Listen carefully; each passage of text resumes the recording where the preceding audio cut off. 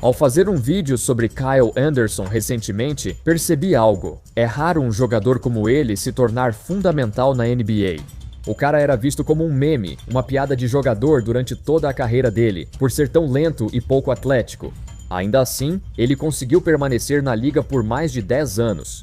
Porque todo mundo foi percebendo aos poucos que esse cara realmente tem talento de nível NBA, então, e os outros? Neste vídeo, veremos mais 5 jogadores que já foram apenas uma piada. Com o tempo, eles se tornaram jogadores legítimos, sempre impactando positivamente em quadra. Aqui está Pritchard, ele adora essas jogadas, salta no meio do cronômetro. Payton Pritchard, PP Veloz, o maior apelido da história dos reservas da NBA? Bem, nos primeiros 4 anos da carreira de Payton Pritchard, ele era reserva. Quando entrava na NBA, era sinal de que os Celtics dominavam o adversário. Ele era o charuto da vitória humano, o assassino do garbage time, entretendo a torcida até o fim do jogo.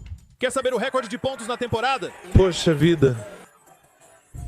Pritchard não só virou o queridinho da torcida, mas parecia que toda vez que ele entrava em quadra, dava 100% independente do placar. Por muito tempo, ele nunca teve minutos reais por vários motivos. Primeiro, era baixo para os padrões da NBA. Com 1,85 metros, não se encaixava na visão dos Celtics, que buscavam jogadores mais altos, com mais envergadura e capazes de trocar na defesa. Apesar do esforço, Pritchard ficava em desvantagem ao marcar alas com o tamanho padrão atual da NBA. Assim, nem mesmo os maiores apoiadores dos Celtics acreditavam que ele conseguiria entrar na rotação do time. Mas talvez outro time pudesse aproveitar o talento dele ao longo dos anos. Porém, com as lesões dos Celtics, a pouca profundidade nos armadores e a flexibilidade limitada pelo alto salário do time. Por causa de tudo isso, eles não tiveram escolha a não ser dar mais minutos para Pritchard. Foi um processo lento, mas ele foi conquistando seu espaço na rotação aos poucos, apesar da falta de tamanho de Pritchard. Ele faz 2 coisas em um nível que ninguém mais no time iguala. Sua habilidade de acertar arremessos de 3 de qualquer ângulo, driblando ou recebendo, e seu talento para cuidar da bola sem turnovers. Por exemplo, em temporadas seguidas, ele jogou cerca de 30 minutos por jogo e manteve a posse por bastante tempo. Ainda assim, comete apenas um turnover por partida, em média. Sua relação assistências-turnovers está entre as 3 melhores da liga. Em 2025, ele venceu o 6º homem do ano com produtividade muito eficiente, quase 8 arremessos de 3 por jogo. Bench teve 41% de aproveitamento, o segundo maior entre armadores em arremessos verdadeiros, atrás só de Shai Gilgeous-Alexander. Mais impressionante ainda é que Pritchard teve a temporada de pontuação mais eficiente da história. Para quem arremessa só um lance livre por jogo, é difícil imaginar um armador pontuar assim sem sofrer faltas. Mas Pritchard é puro arremesso, e ao contrário da maioria dos coadjuvantes cujos percentuais caem nos playoffs, Pritchard manteve os dele mesmo sob mais atenção das defesas. Com a devastadora lesão no tendão de Aquiles de Jason Tatum, o Celtics ficou desfalcado. A janela de título deles parecia prestes a se fechar. Eles surpreenderam a todos, mesmo sem Tatum. A profundidade do elenco é incrível, e grande parte do sucesso vem do salto de Jaylen Brown. Mas com a irregularidade de Derek White e a saída de Porzingis e Drew Holiday, consegue adivinhar quem será o próximo? Isso mesmo, Payton Pritchard deu mais um passo e virou titular em tempo integral. O que era piada de garbage time virou legítima 2ª ou 3ª opção, em um time que mais uma vez está ansioso para buscar o título, mesmo com seu melhor jogador fora de ação, José Alvarado. Assim como Payton Pritchard, ambos são armadores muito baixos e já tiveram sua permanência na liga questionada. Alvarado tinha mais a provar, mas, ao contrário de Payton Pritchard, escolhido na primeira rodada, não foi selecionado no draft de 2021. Ele não era talentoso, não tinha controle de bola e seu arremesso de média distância era apenas aceitável. Sua tenacidade e vontade de vencer o fizeram favorito da torcida em Nova Orleans. No início, era conhecido por ficar à espreita na defesa, para roubar a bola por trás de alguém, algo que ele fez tantas vezes ao longo da carreira, ganhando assim o lendário apelido de Grande Roubo, Alvarado. Lá, a maior parte da noite.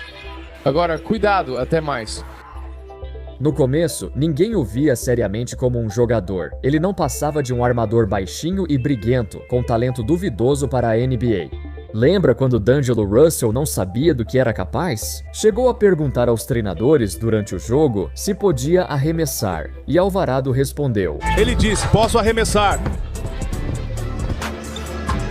Ele tinha um contrato two-way e ninguém sabia se ele continuaria na NBA ou se era apenas uma fase passageira. E nunca mais ouviremos falar dele, ao que parece. Alvarado foi muito elogiado por trazer um nível de paixão e energia que os Pelicans precisavam desesperadamente. Principalmente quando seu astro Zion Williamson seguia se lesionando com frequência. Os torcedores o admiram pelo esforço, mesmo diante das circunstâncias da franquia. Além de oferecerem um contrato integral, foi muito barato. 4 anos por 6,5 milhões para o armador reserva atuando 20 minutos por jogo. Eles gostaram tanto dele que renovaram novamente com outro contrato acessível. Então, apesar de ser visto como um jogador com um papel muito limitado nesta liga, Alvarado não só melhorou como arremessador, mas também como armador e líder. Ele é um dos poucos destaques do time durante uma reconstrução de 10 anos. Se um jogador não draftado como ele consegue ficar na NBA por tanto tempo e ainda fazer cada torcedor sorrir, diria que ele teve uma carreira muito bem sucedida. Paul Reed. Durante o auge da era Joel Embiid, nem tudo foram flores. Mesmo disputando o campeonato, os Sixers tiveram vários jogos em que Embiid e os titulares pareciam não se esforçar. Os torcedores da Filadélfia são tão apaixonados que vaiam o próprio time quando não aprovam o esforço. No entanto, isso nunca ocorreu com Paul Reed desde que entrou no jogo. Você pode não saber o que ele fará, mas ele sempre dará 110% de esforço. A Filadélfia costumava chamá-lo de Bebeled Paul, era um apelido que ele recebeu ainda no ensino fundamental, na verdade, como as outras crianças o chamavam, isso por causa da paixão dele pelo esporte. E você sabe, ele simplesmente amava basquete, e ele demonstrava isso também.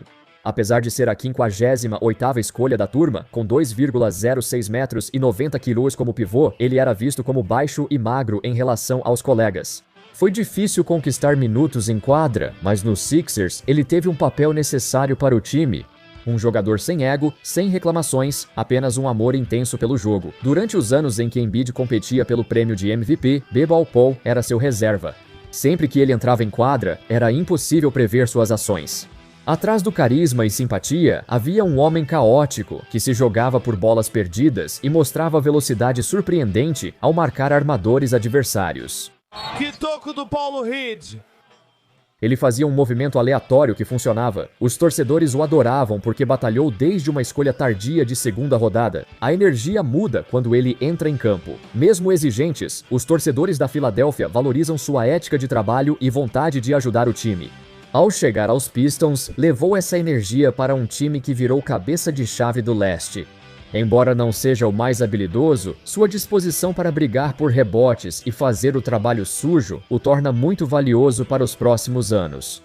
Bobby Portis. Antes de sua chegada a Milwaukee, Bobby Portis era conhecido apenas como Olhos Malucos. Quero dizer, ele ainda é, mas agora seu jogo evoluiu tanto que todos o levam a sério. Em Chicago, ele era só visto como um maluco esquentado que deu um soco em Nikola Mirotic e fez com que ele fosse trocado.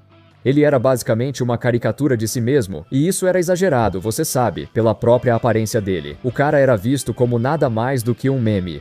Jogador selvagem com boas qualidades, mas talvez sua personalidade não seja adequada ao esporte. Ao chegar em Milwaukee, ele disse que essa decisão mudou sua vida. Chris Dunn está tentando empatar. A maturidade geralmente vem com a idade. Então, quando Portis começou a se acalmar e focar apenas no basquete, as pessoas começaram a perceber que esse cara contribui muito para a vitória.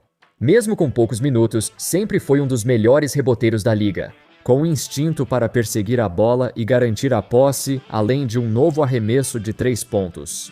Isso permitiu que ele jogasse tão bem ao lado de Giannis, e Portis se tornou o jogador de apoio ideal. Ele não ganhou o prêmio de 6º homem do ano, mas ficou entre os 3 primeiros 2 vezes, o que impressiona já que o prêmio costuma favorecer armadores ou pontuadores. É incomum um time ter ala pivô ou pivô como principal jogador vindo do banco. As contribuições de Porter vão além das estatísticas, mesmo nos momentos mais delicados do Milwaukee Bucks. Ele manteve sua produção e até assumiu o papel de líder para trazer positividade a um ambiente tumultuado. Portis saiu de um jovem desinteressado e explosivo em Chicago, alvo de zombarias, para se tornar um dos favoritos da torcida em Milwaukee. Exemplo perfeito de jogador de apoio. Sua energia contagia e o que oferece na quadra e no vestiário poucos conseguem igualar. Nesta liga, os Bucks não teriam conquistado um campeonato sem ele. Austin Reaves. Ao entrar na NBA sem ser draftado, ele logo virou um herói cult na internet. Quando era jovem, o apelido dele era Hillbilly Kobe, pois era do Arkansas e idolatrava Kobe Bryant, chegando a modelar seu jogo no estilo dele. Claro, vimos lampejos disso em seus primeiros anos na NBA, mas demorou um pouco para ele engrenar. Ele teve minutos em quadra, mas não muitas oportunidades com a bola, jogando atrás de caras como Russell Westbrook e D'Angelo Russell, além de LeBron James. Isso fazia com que ele quase nunca tivesse chance de criar seus próprios arremessos, sua principal habilidade. Austin Reaves tinha potencial para talvez ser um titular sólido, mas os Lakers ainda não estavam dispostos a lhe dar uma chance. No entanto, foi depois que os Lakers trocaram Westbrook que Reaves finalmente ganhou destaque em uma temporada tumultuada que começou com toda a culpa recaindo sobre Westbrook. Terminou com a ascensão de Austin Reaves no cenário nacional e os Lakers fizeram uma corrida milagrosa até as finais da conferência. Em meses, Reaves saiu do banco para virar titular, jogando 36 minutos por jogo. Ele foi titular em todos os jogos dos playoffs e em algumas partidas teve desempenho All-Star. A organização dos Lakers concluiu que Austin Reaves pode ser titular em tempo integral para a franquia. E talvez o teto dele fosse mais alto do que todos nós pensávamos. Avançando para o seu 5º ano, Reaves superou todas as expectativas. Ao lado de Luka, ele teve desempenho de superestrela. Mesmo com uma lesão grave na panturrilha, Reaves alcançou um nível raro entre jogadores. Nos primeiros 2 meses, de outubro a dezembro, ele teve uma média de 26 pontos por jogo, com uma eficiência absurda, algo no nível do Steph Curry em 2016. Tudo isso vindo de um cara não draftado do Arkansas. Isso não era necessariamente incomum para Reaves, afinal, ele não ganhou o apelido de Kobe Caipira à toa. O cara é habilidoso, consegue pontuar de todos os ângulos e é extremamente bom em cavar faltas. O fato de ele ter se tornado de verdade uma opção 1A, 1B ao lado de Luka mostra o quão rápido e extraordinária foi a sua evolução. Enfim, pessoal, esses foram 5 jogadores da NBA que já foram considerados piada, meme ou apenas jogada de marketing.